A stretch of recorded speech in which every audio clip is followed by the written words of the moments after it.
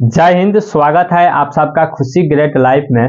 साथियों, आज की इस वीडियो के माध्यम से मैं आप लोगों के बीच कुछ साझा करना चाह रहा हूं और हो सके तो आप लोग इसे समझने की कोशिश कीजिए ताकि आने वाली पीढ़ी जो है वो बर्बाद ना हो।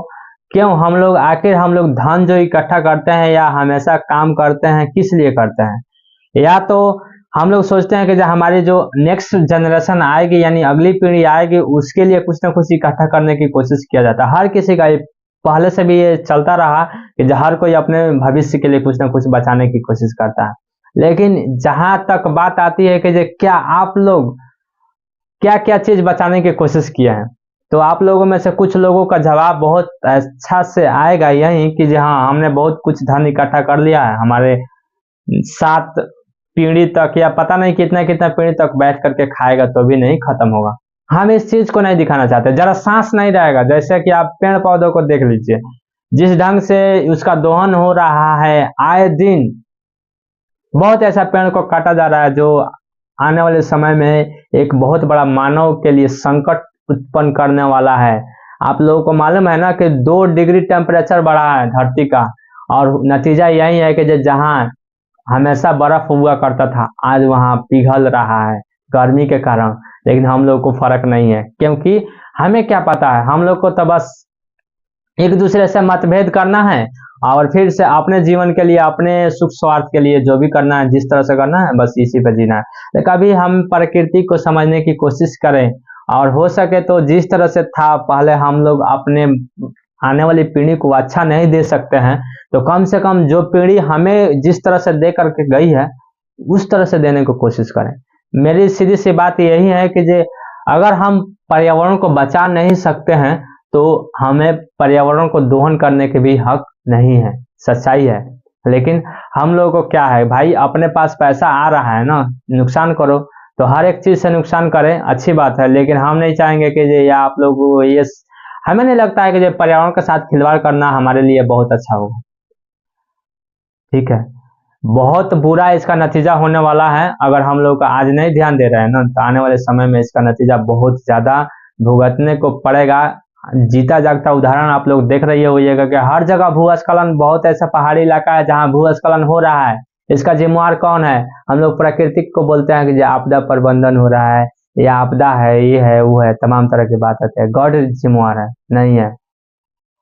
जहां हर एक चीज मेंटेन करने की कोशिश गॉड के द्वारा किया गया, लेकिन इंसान ऐसा रहा कि आज इसकी पॉपुलेशन 800 करोड़ से ज्यादा हो चुकी है। लेकिन देखिए जरा कि हमने पर्यावरण के लिए क्या किया।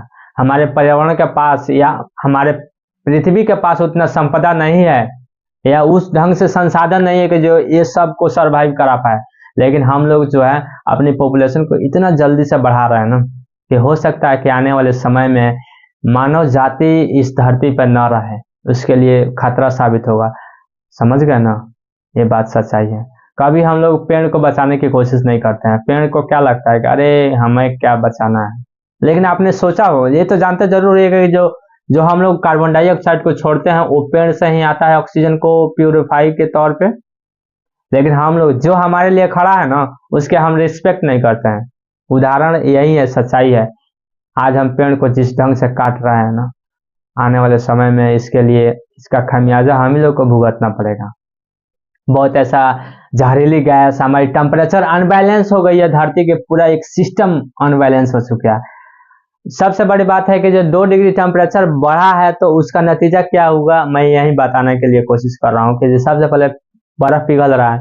बर्फ पिघलेगा तो समुद्र में जो जल स्तर बढ़ेगा, और समुद्र में जब जल स्तर बढ़ेगा तो फिर धरती कहाँ जाएगी? डूबेगी ना। तो फिर क्या होगा? मानव जाति के लिए खतरा है कि नहीं है? लेकिन इस पे हम लोग ध्यान नहीं देते हैं। आप लोगों से विनती है कि आप लोग अपने कम से कम अपने जीवन में पर्यावरण को समझने की कोशिश कीजिए, और हो सके तो साल में एक बार ये बहुत कोशिश कीजिए। बहुत ऐसा पार्टिसिपेंट आप लोग करते होइएगा। हो सके तो आप अपने मैरिज डे के ऊपर या बर्थडे के ऊपर या फिर से कोई ऐसा सेलिब्रेशन करते हैं, कोई पूजा वगैरह करते हैं या फिर से त्योहार मनाते हैं, कुछ भी मनाते हैं, फेस्टिवल हो गया, कुछ भी हो गया, तो आप लोगों से विनती करना यही चाहूंगा कि कम से कम आप पेड़ लगाने की कोशिश कीजिए। क्योंकि इस नाते तो कम से कम यादगार रहेगा ना कि हाँ हमने ये पेड़ इस समय लगाया था इसके उपलक्ष्य में। तो अगर आप पेड़ लगाइएगा ना तो हो सकता है कि शायद आने वाले बहुत समय के बाद हमारी टेम्परेचर मेंटेन हो, हमारी धरती का टेम्परेचर मेंटेन हो, लेकिन हम लोग इस पर ध्यान नहीं देते हैं। सबसे बड़ी सवाल ये आती है कि अगर हम लोग पर्यावरण को बचाने की कोशिश करेंगे तो बहुत ही सराहनीय काम रहेगा, क्योंकि अगर ये सब मेंटेन रहेगा तो हो सकता है कि बहुत ज़्यादा आने वाले पीढ़ी को फायदा होने वाली है। लेकिन हम लोग अपने सुख स्वार्थ के लिए ना जिस ढंग से नुकसान इसे कर रहे हैं, तो ये शायद हमें नहीं लगता है कि ये सही है, और इसका खामियाजा भी भुगतने को तैयार रहे हैं हम लोग। कहीं ना कहीं आज नहीं तो कल हमें इसका नतीजा तो भुगतना ही पड़ेगा। लेकिन अभी से अगर कोशिश किया जाए तो पृथ्वी का जो टेम्परेचर है उसको, ग्लोबल वार्मिंग की समस्या, इसे रोका जा सकता है। और केवल सरकार के कहने से नहीं होती है, सरकार तो चाह रही है कि हर एक चीज को मेंटेन किया जाए। उसने बहुत ऐसा अभियान चलाया जिसमें पेड़ लगाने की बात किया, स्वच्छ भारत मिशन, या बहुत ऐसा जैसे जल को बचाने के, बिजली बचाने की बात आती है। हर एक चीज के लिए सरकार तो काम करती है, लेकिन गांव के लोग या जो भी है, हमारे अंदर उतनी कैपेबिलिटी नहीं है कि जो हम लोग उससे समझ सके। और जिस दिन उस ढंग को समझ करके, या संसाधन हमारे पास लिमिटेड है यानी बढ़ नहीं रहा है, उसको हम लोग अगर बचाने की कोशिश किए और उसको सदुपयोग करने की कोशिश किया ना, तो हो सकता है कि जो हमारा भारत भी बहुत आगे चला जाएगा। लेकिन हमारे यहाँ उतना समझदार लोगों की कमी बहुत है, और जो समझते हैं उस किसी को अगर समझाते हैं तो उन लोगों को भी समझ में नहीं आती है। सबसे जेन्युइन सवाल कभी हम लोग इस चीज पे भी डिस्कशन करेंगे कि बिजली हमारे लिए क्यों बचाना जरूरी है। उस पर बहुत बड़ा सेशन मैं कर सकता हूँ, 10 घंटा तक भी बोल सकता हूँ, उतना कैपेबिलिटी है। लेकिन हम लोग उससे समझने की कोशिश नहीं करते हैं। चलिए आज के सेशन में मैं इतना ही। आगे के सेशन में कुछ और टॉपिक को देखा जाएगा। आप लोग देख रहे थे खुशी क्रिएट लाइव, देखने के लिए धन्यवाद। मिलेंगे फिर किसी और सेशन के साथ, तब तक आप अपना ख्याल रखिए।